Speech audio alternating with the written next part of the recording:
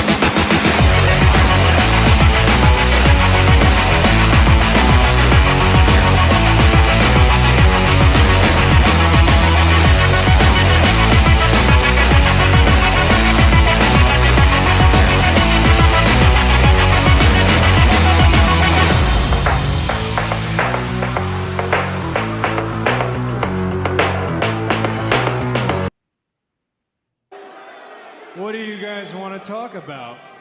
Let me talk to you. Yeah. Throwdown Nation, we are live. It is a Thursday night. We are rolling on Instagram, YouTube, Twitter, Facebook, and TikTok. And it is episode 97 of the Throwdown. We are on the road to 100 episodes, and today we are throwing down with fellow pro wrestling podcaster Justin from the I Love Wrestling podcast. How you doing tonight? I'm blessed, man. I'm excited to be here. Absolutely. I've enjoyed the interactions that we've had in the past, and I definitely enjoyed being on ILW, and I'm over the moon to have you on my show. And for those of you that are watching this live, if you have any questions or comments, throw them in the chat, and we'll either handle them as we go or do a little Q&A at the end. So we'll start, I guess, with the first and most obvious question, and that is, how long have you been a wrestling fan? My whole life, as long as I can remember. I think my first wrestling memory,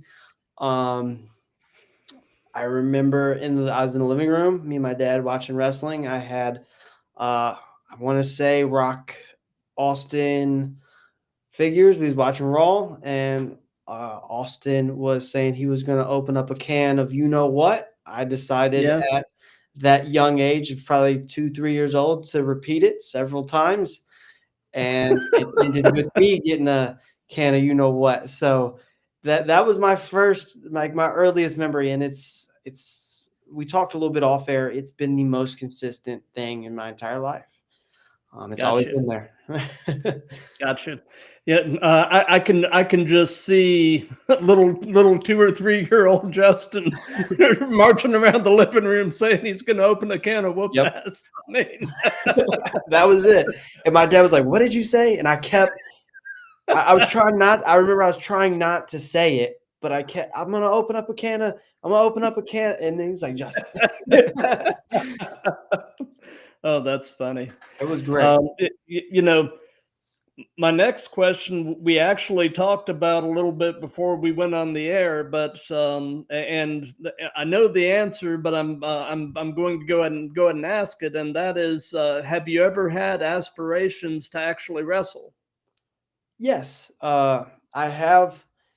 It's something like real young, like in my teens. That was the one thing I really thought, hey, this is what I want to do. I amateur wrestled in high school. My sophomore year. My freshman year, I actually tore my rotator cuff and my labrum. I had surgery on it, and then my sophomore year, I aggravated it. I didn't need surgery that time. I did physical therapy.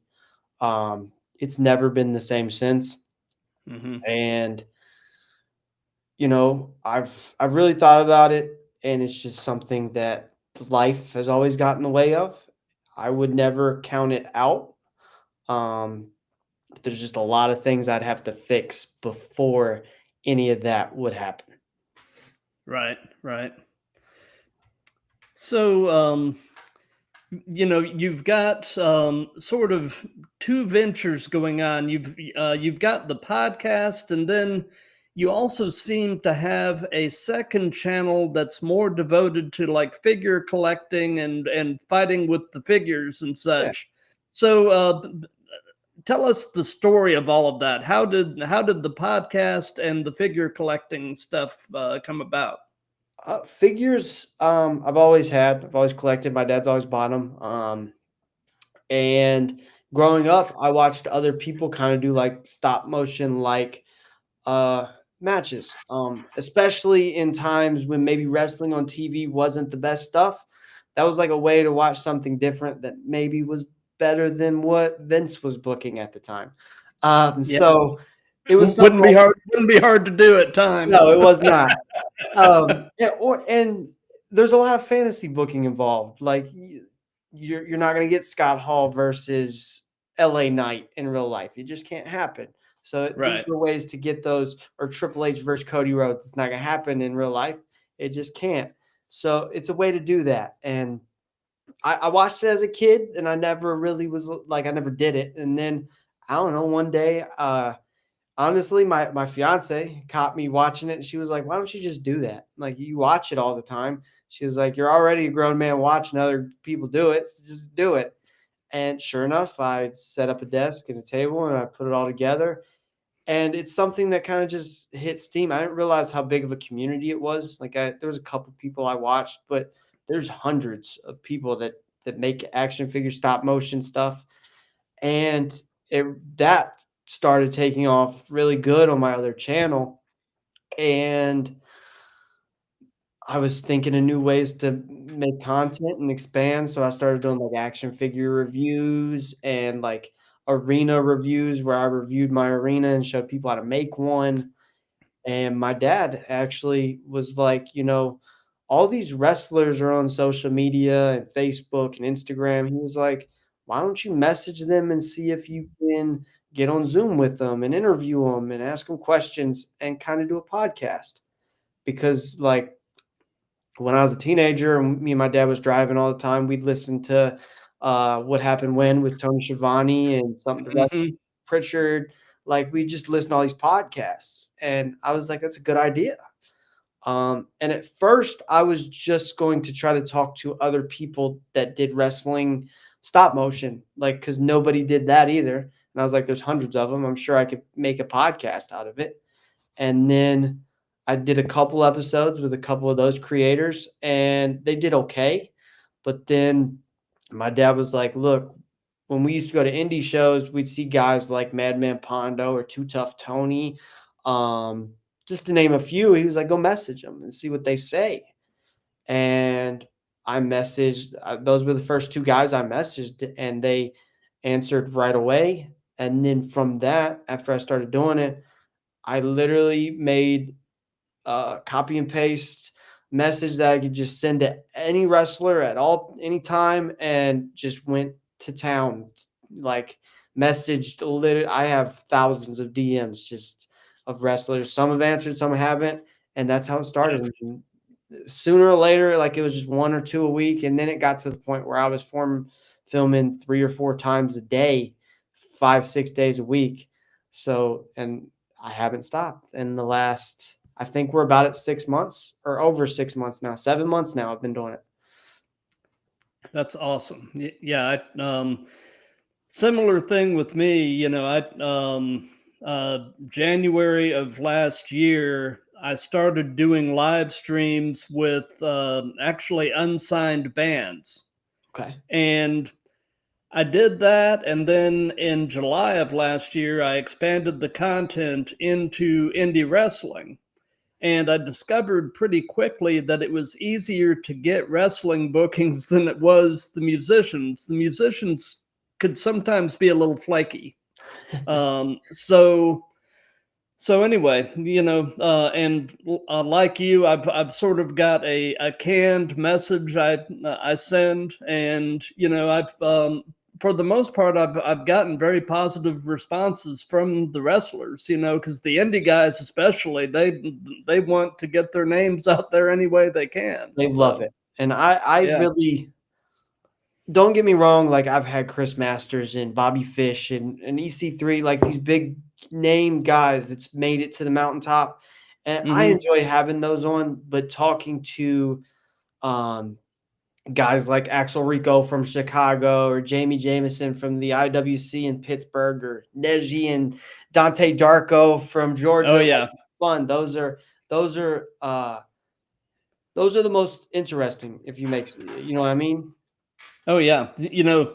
Just being a part of telling the story of people chasing a dream is just really cool. Yeah, and And sharing the dream because I mean yeah, part of us doing this is like it's our way in to this yeah. world that we love so much. So it's Hmm. almost like just sharing the love for wrestling to Yeah, plug the podcast again. absolutely. And Neji and Dante, those guys Oh, are just awesome. I mean, I love both of them to death. So, um, so we talked a little bit about this, before we went live, and on some of your social media, you've said that wrestling was one of the key things that helped get you on a more positive path in life. yes, sir. Can you sort of tell us a little bit about that? Yeah, I guess to do that, I'll give you the rundown on kind of the full story. Um, Okay. when I was 19, I got in trouble. I committed some felonies. I did my time. Did 11 months in jail.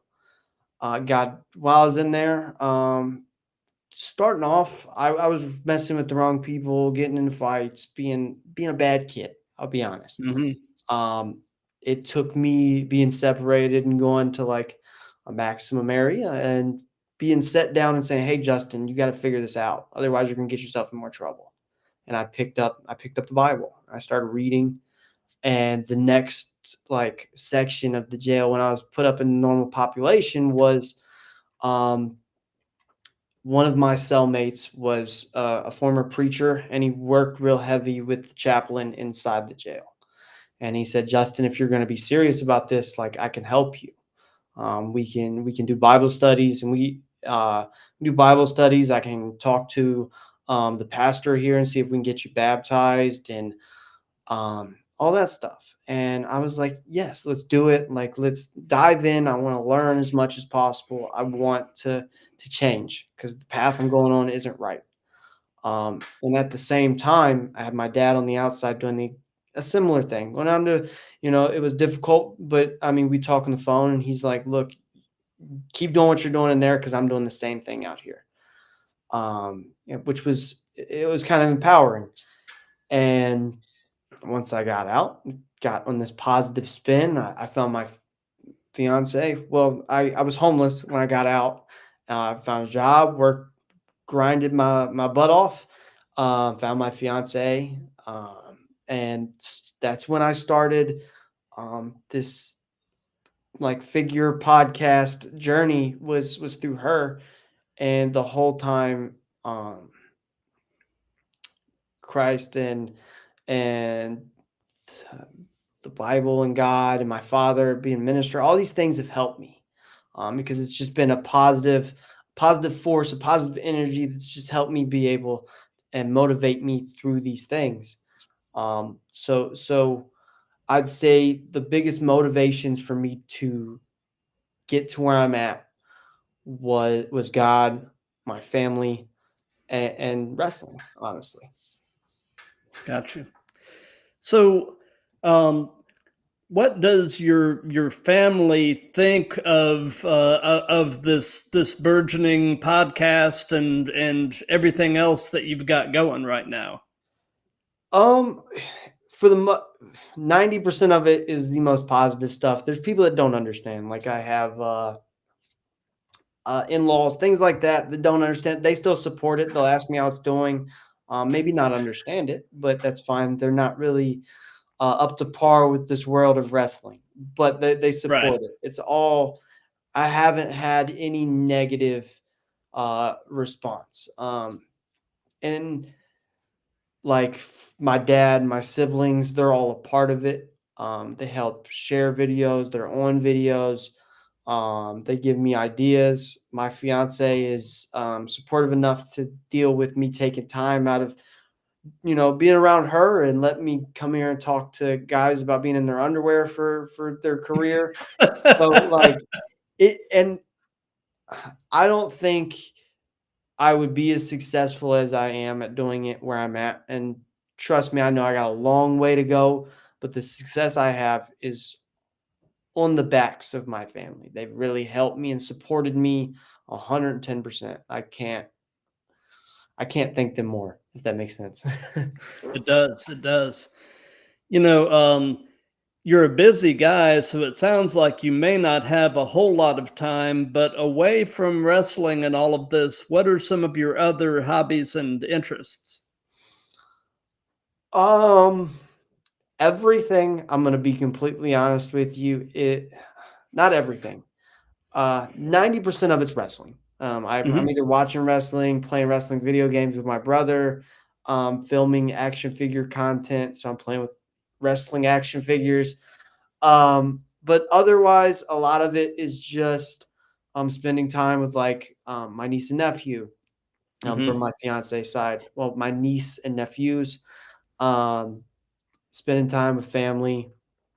Me and my fiance are really into Harry Potter, so like she's been reading all the books. We've been watching all the movies.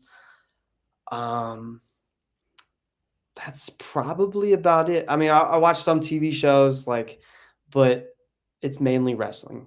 It's soaked up my entire life and schedule, which I'm not mad about. Gotcha.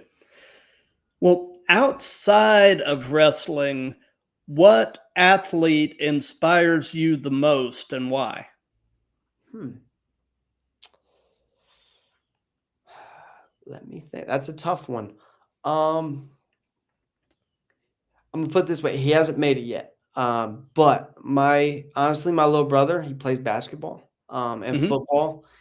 He is one of the most athletic kids I've ever seen in my life, and he doesn't use it all the way, but what he does use is incredible, and I can only wait to see what he does with it.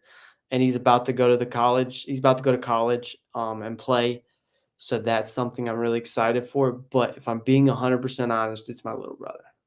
Shout out That's to awesome. Isaac. He is he's quite the athlete. And he's fought through adversity.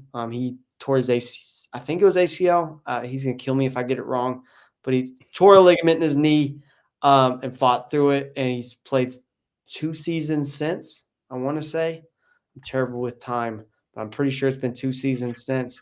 And he's going really strong. So I'm really proud of him, and I'm excited to see where he goes. And it definitely motivates me because if he can go to that level of athletics and things like that, I'm excited.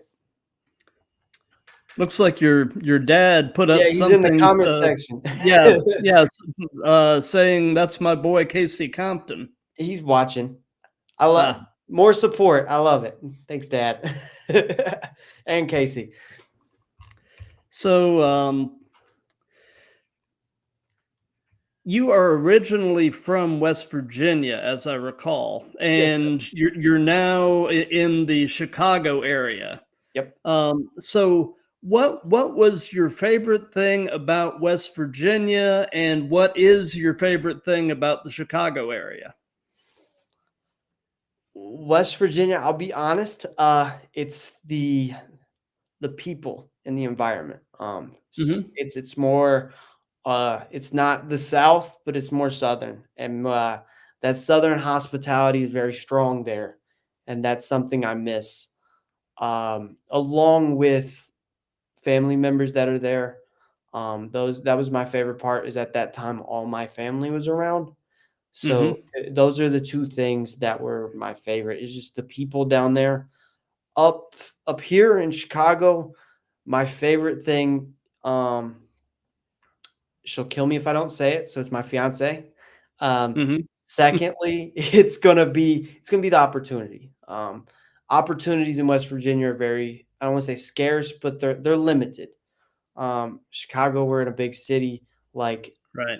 I'm 2 hours away from Chicago, but the opportunities flow all the way from here, from Chicago to here. So they don't stop. They're literally Right. endless. So that's my biggest thing. Even with this podcast, like the amount of indie talent that's just in this area that I didn't even break into until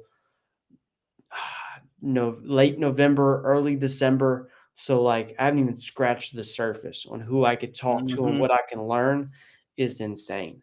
So like those are the things that probably pique my interest the most. Yeah, doing this has been so cool because I've made friends all over the country. And actually this past weekend I had my first international guest. Okay. I had a Ukrainian pro wrestler who is currently in Spain, and we had to do the live stream during the day on this past Saturday because of the time difference. They're 6 hours ahead of us. So, but technology is just so cool to be able to be at the point where you can have a seamless live stream with somebody on the other side of the world. Yes, sir. So, You know, but oh, I've go ahead. I've been fortunate enough. I've had two people on the podcast from Australia. Mhm. Working on a third. Actually, I'm in the talks. I haven't got everything hammered out, but third Australian wrestler. I've had a guy on that was born in Russia. He doesn't live in Russia no more, but kind of international. And then I've had a young man from the UK. So I've had a couple international. They're just the way they look at wrestling so much different, and it's Oh, it interesting. is. Yeah. And there's just getting the different perspectives is my favorite part of Oh, this whole for ordeal. sure. That's my favorite thing. And with the rise of the indies and so much content out there, there is a flavor of wrestling now for anybody. I mean, you can find something you enjoy, if you look hard enough, because they've got everything from the really technical wrestling to the more story driven stuff to death matches if that's your thing Yep. to The you high know flying yeah, flippy oh yeah, doo yeah, yeah. So from your perspective, do you think it is more important for a wrestler to be great in the ring or great on the mic?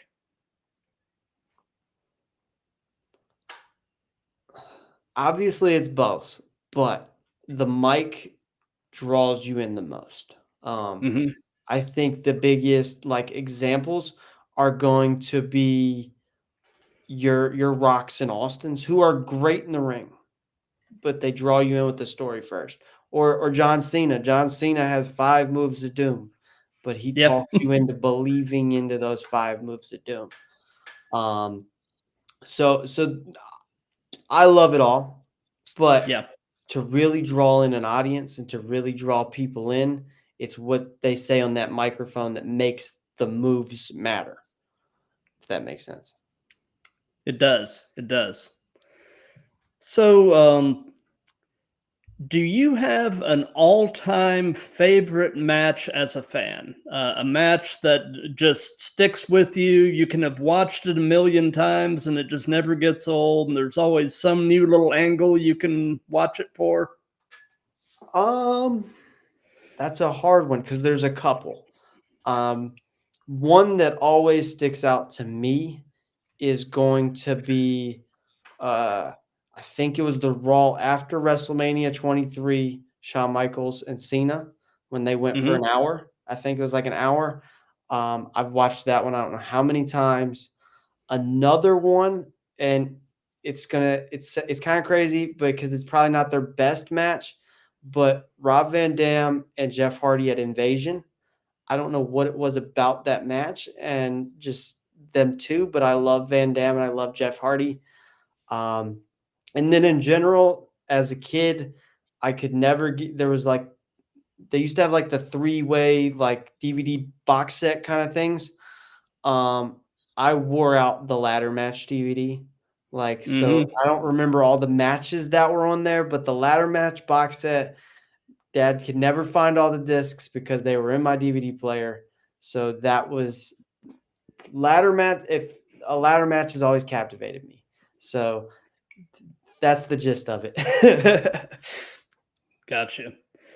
So, in your opinion, who is the best male wrestler in the world right now? In the world right now, Yeah, that's tough. it is. I'm going look, and it goes back to me being a kid, and I was super happy when he made his return. I gotta say CM Punk. Okay. Female wrestler. Female wrestler, I know they hate her, but I love Charlotte Flair. They can get better than the Hmm. Queen. Yeah. Tag team. Tag team. Um, I'm gonna There's give a you lot 2. of good ones. I'm gonna give you 2. Um, Okay. just because I think they are super underrated, I'm going to go with the Rascals. Yeah. I love the Rascals. I can't tell you a bad Rascals match. And my goats are going to be the Hardys. My dad's saying Hmm. FTR, but I think FTR's fallen off. They haven't been good in a minute. I love Dax and Cash, but the Hardys, um, especially, I don't know if you guys watched like the NXT from this week, but this week's NXT proved the Oh Hardys my still have gosh. Yeah. it. So Uh, that Hardys are that my match goats. with Fraxium was just nuts. Incredible. I mean, Fraxium is also insane. They're like my runners up. So the Rascals yeah. are great. And then right under them is Fraxium. I don't see Fraxium lasting too much longer. No, unfortunately, I agree. You know, they're definitely sowing the seeds of a breakup. So, um, so you know, if you do down the road get the chance to actually wrestle, Mhm. um, and this can be present day or past, who would be a dream opponent? Who would you love to be able to get into the ring with? Okay. Um, can I give you 4? Can I give you 4 Oh, names? please. You can go on as long as you need. So, Okay, so Punk is gonna be a bucket list forever. Jeff Hardy is gonna be a bucket mhm, list forever. But there's guys right now that I've talked to on the indies that are incredible. So number 1, and he's a big man, so there'd be a good David versus Goliath situation. Check out Jamie Jameson from the IWC in Pennsylvania. He's mhm. phenomenal. I love to throw down with Jamie Jameson. And um, honestly, somebody in the Chicago area that's really captivated me as far as their character work and what they can do in the ring is a man by the name of Axel Rico. I mentioned him once here before, but he's from Chicago style wrestling. He trains people there. Axel just knows so much in the ring. So it's one of those I could definitely learn from.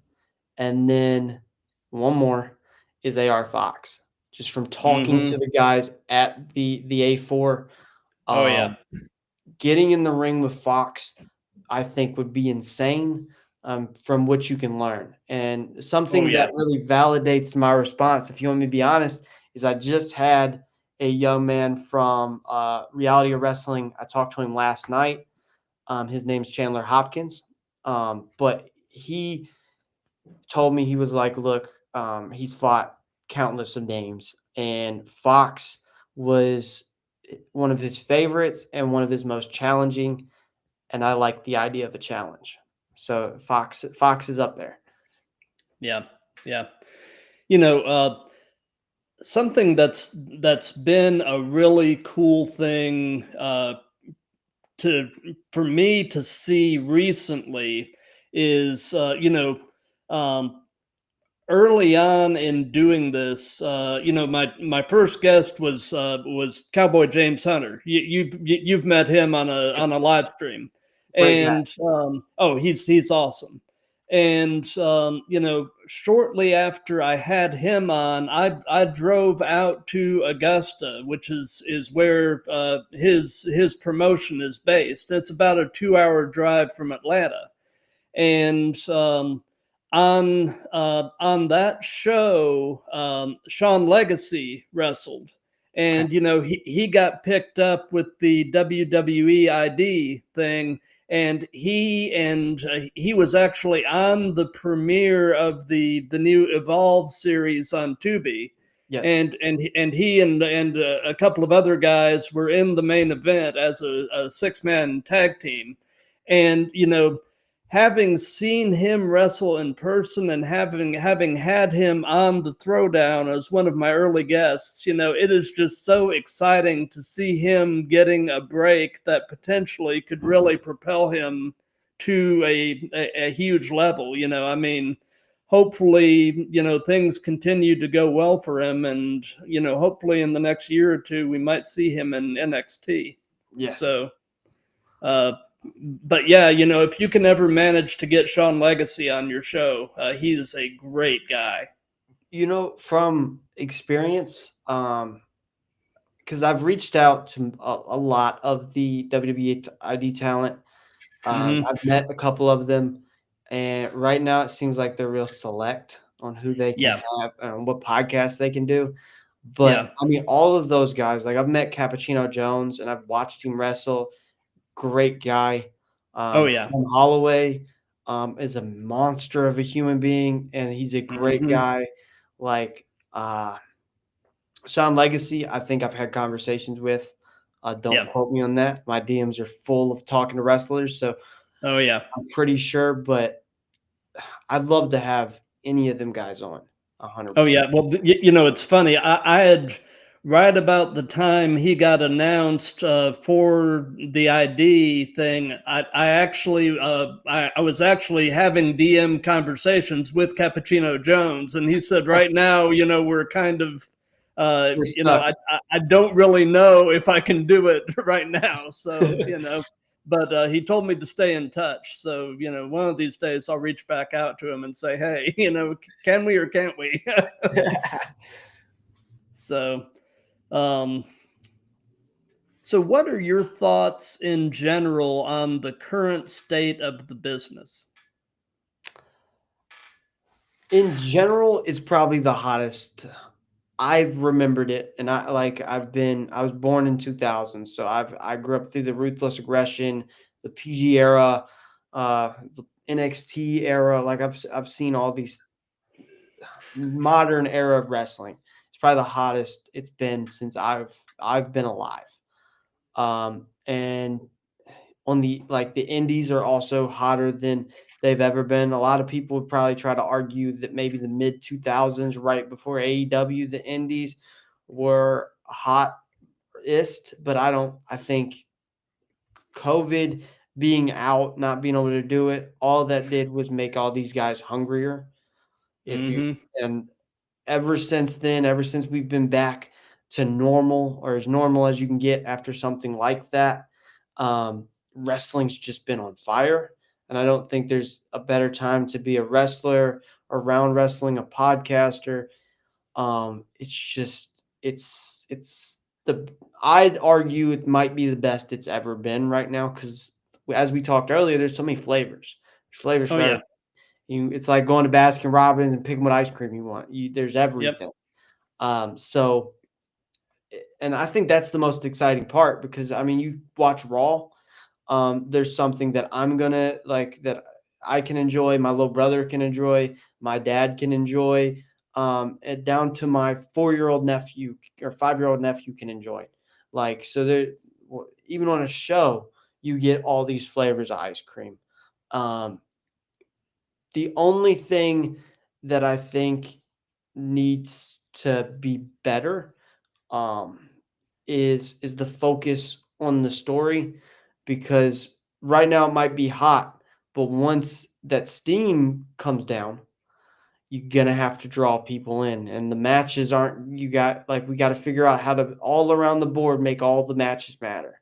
So figuring out a way to get everybody to figure out, hey, these stories is what draws us. These individuals and these stories is what captivates us. Is what the focus needs to be on, so we can keep capitalizing and keep growing, is what I think. Absolutely. And what is your take on the role that social media is playing as a promotional tool in wrestling, specifically indie wrestling? It's a necessary tool when used right.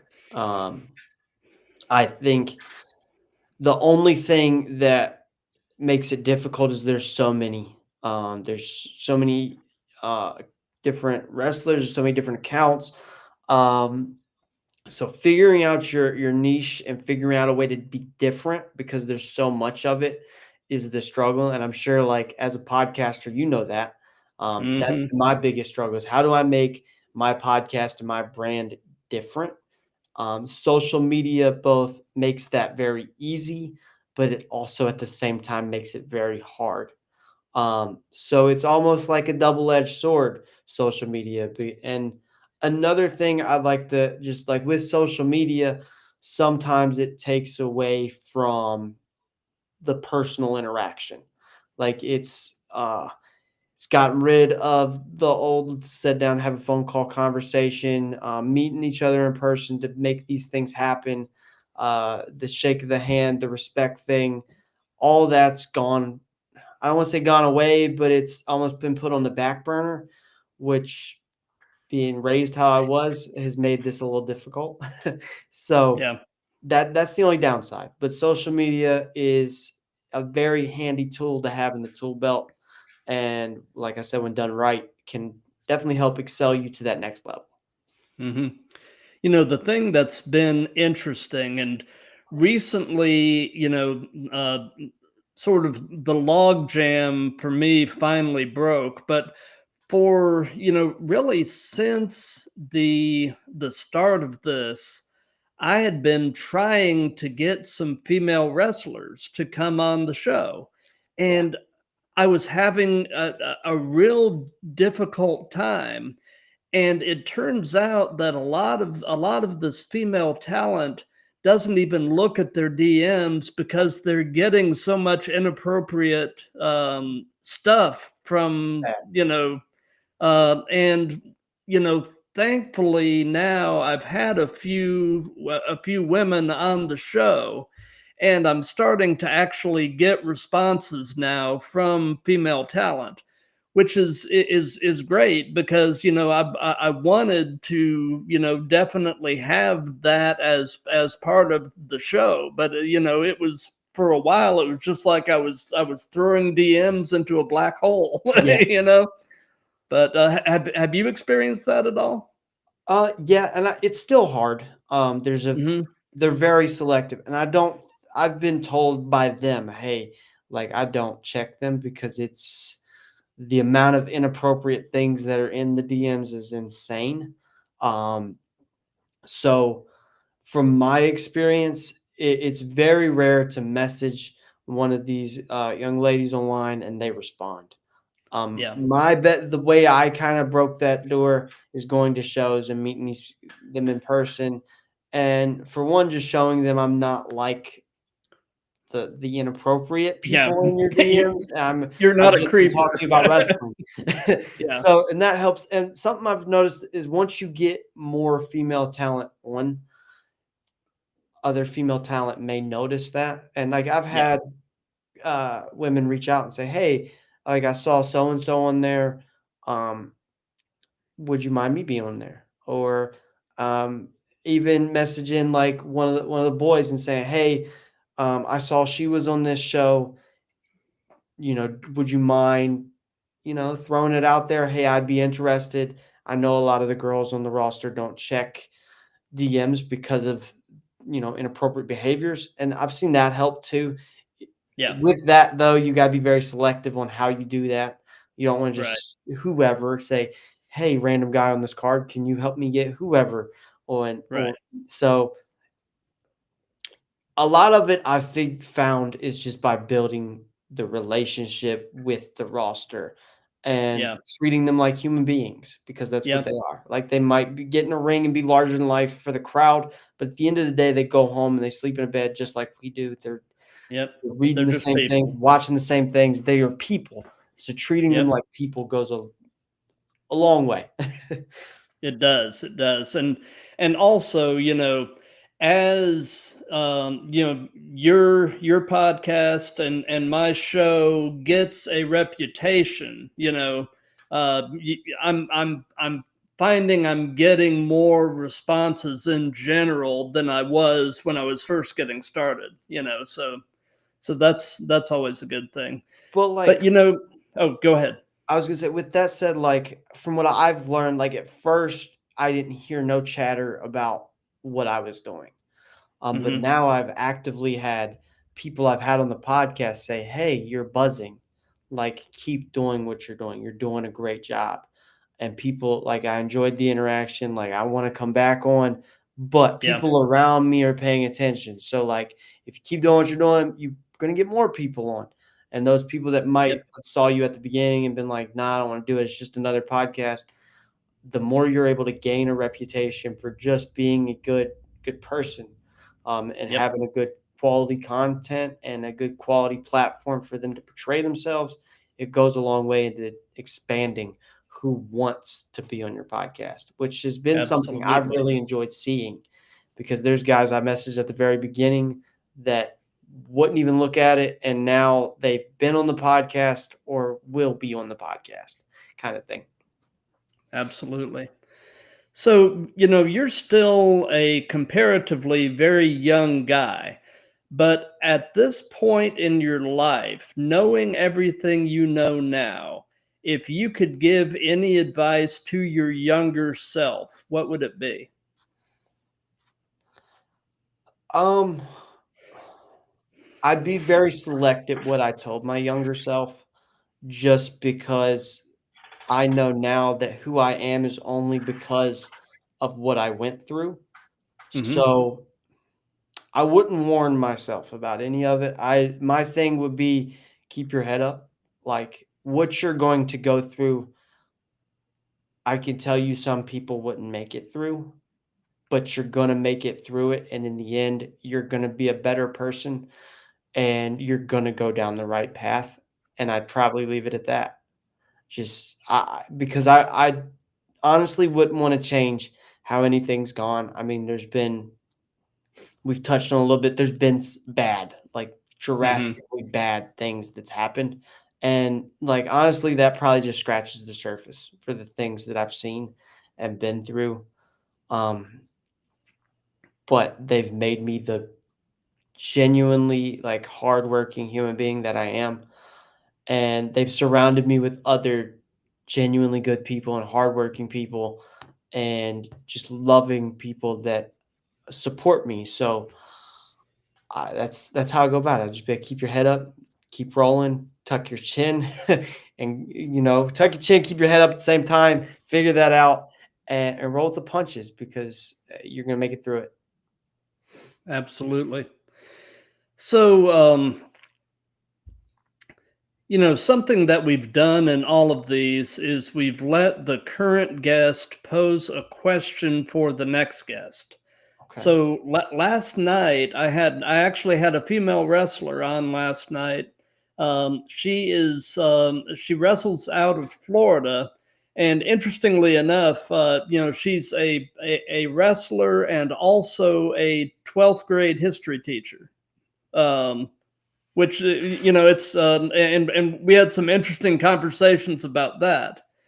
But the question that she posed is, you know, if you were a wrestler, um, and something happened to where you could no longer wrestle, but you wanted to stay in the business, um, if you could do something else in the business besides wrestle, what would you do? Podcast. Yeah. Podcast. That's the I mean, Other than that, something that like I've always really wanted to do, like especially like in recent years, the whole learning how to wrestle thing hasn't seemed possible. If Hmm. I could learn how to book shows, booking talent and creating storylines and things like that would be something I'd be really interested in doing. Just putting a card together. Um, and like that's probably my favorite thing with like doing the action figure thing is just being able to say, I want these guys to wrestle each other and lead to this story, and the creative aspect is what I guess I'm getting into. I'd love to be Yeah. behind the scenes, writing, creating, booking something of that aspect if I'm not podcasting. So you want the pencil? I love the pencil. There's I watch Raw or AEW and I'm like, man, lately not so much with Raw or SmackDown, but AEW, I'm like, man, give me Oh the my pen. gosh. Give me the Yeah. pen, please, because Yeah. I could do better. Oh yeah. Yeah. I mean, and it's such a shame because that roster is so loaded with talent. It's And it's not all bad. no, Uh, it's not. It's like, not. But the return of Omega was I loved it. yeah. Bringing out Mike Bailey, like, last night was Hmm. great. I don't think Yeah. they could have had a better debut for Mike Bailey. Kyle Fletcher and Will Ospreay have tore it down. I think, like, Mariah May and Tony Storm did a phenomenal job. I think some spots of, like, the Hollywood ending match were too much. Hmm. Don't get me wrong, I've watched like Taipei death matches before. I don't think on national television or national pay-per-view is where you should be doing Taipei death matches at all.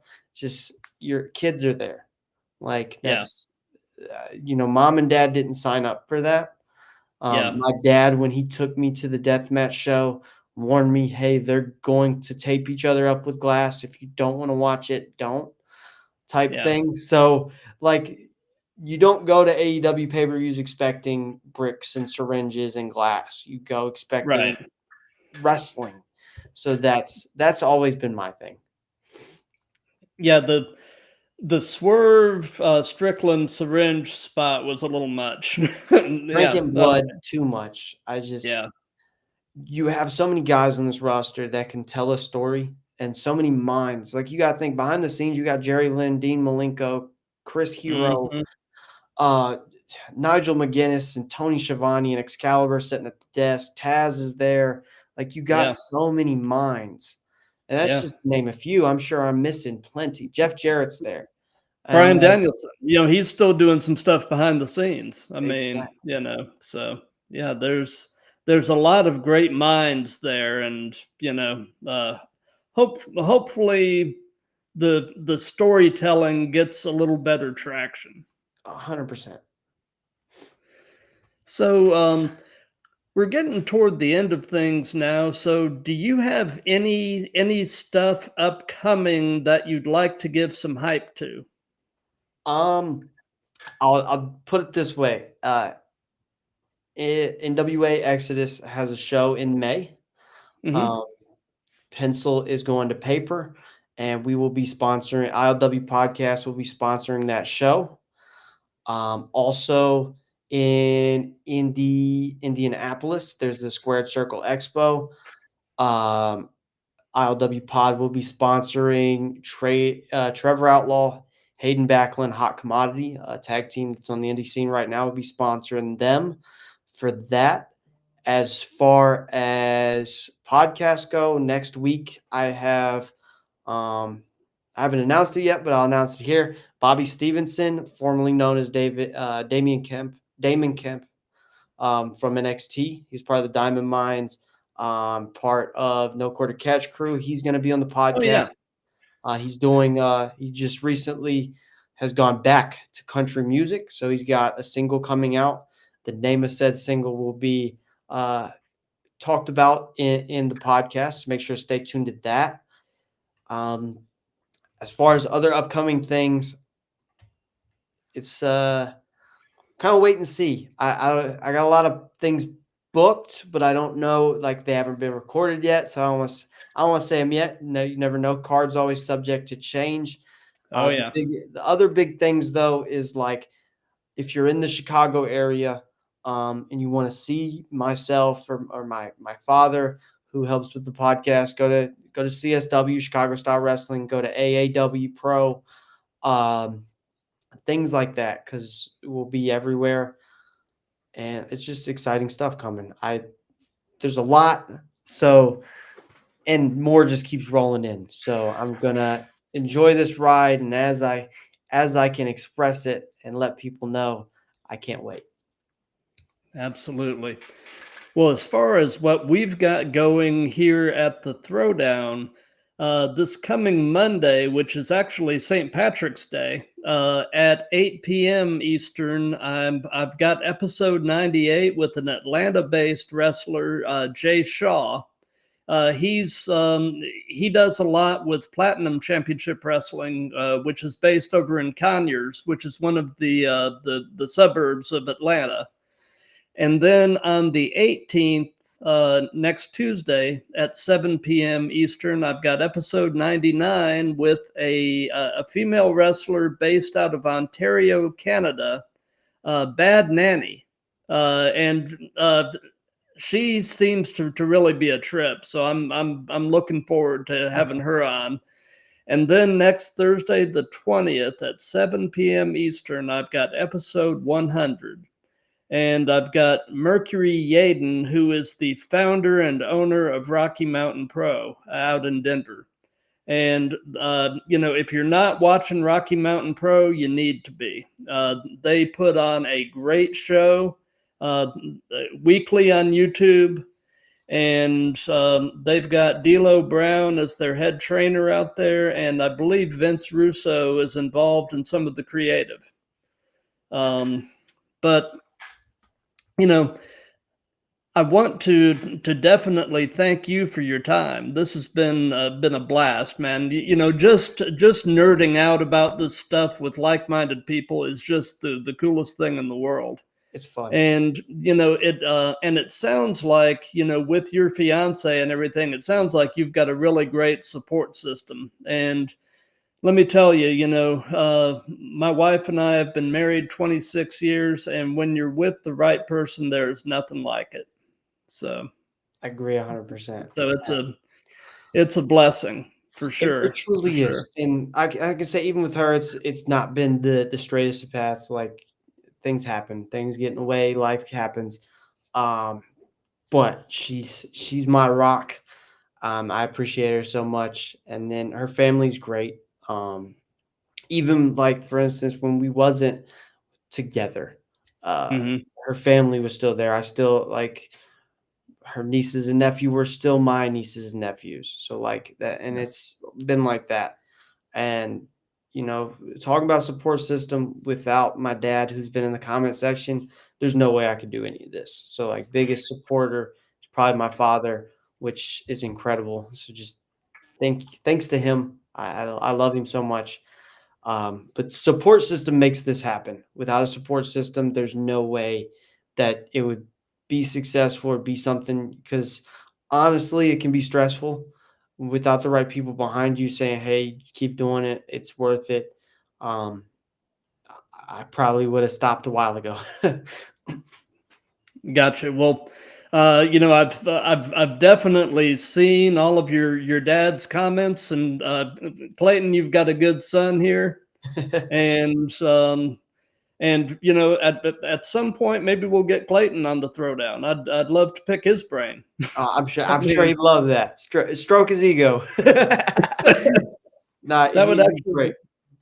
That would be a lot of fun at some point in the future. We'll have to make that happen. Send him a DM. I'm sure he'd love to do it.